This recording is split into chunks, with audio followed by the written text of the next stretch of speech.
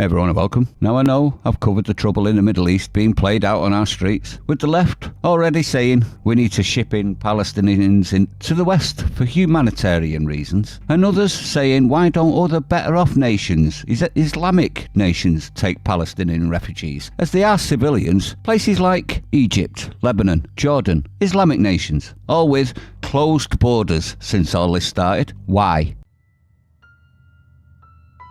And I do believe that we have rotten politics, and I'm not using that as an exaggeration. Have you asked yourself why? Well, I'll tell you why. It's because they all have in the past and have been made to regret it. Now I'm going to tell you why and how.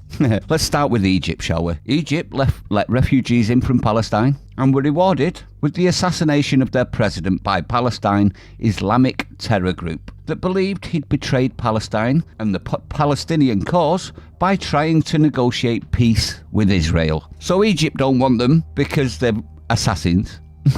So you can see why they won't let them in. Next up we got Jordan. Black September, some might know what that is. 1970-1971, Palestinians launched attacks from Jordan on Israel. Israel then attacked Jordan in response. To add insult to injury, Palestinians began collecting taxes from Jordanians to pay for the war. The king of Jordan told them to stop doing this in his nation, so the Palestinians tried to kill him as well. This resulted in Jordan fighting Palestine, including thousands of invaders from Syria, eventually forcing them out into Lebanon in what was called a civil war, or the Black September. Let's look at where they were driven to now, shall we? Lebanon. Now the PLO, the Palestinian Liberation, took over army bases in Lebanon to attack Israel from. Lebanon then went through a civil war that the PLO took sides in. So they're getting involved in everything, aren't they? So they like taking other nations to do the dirty work. Then they let the other nations take the hit for them. And we wonder why they won't be fooled twice. But we damn sure will be, won't we? We'll be fooled many, many times till we act. Is this the future we want for our kids on our streets?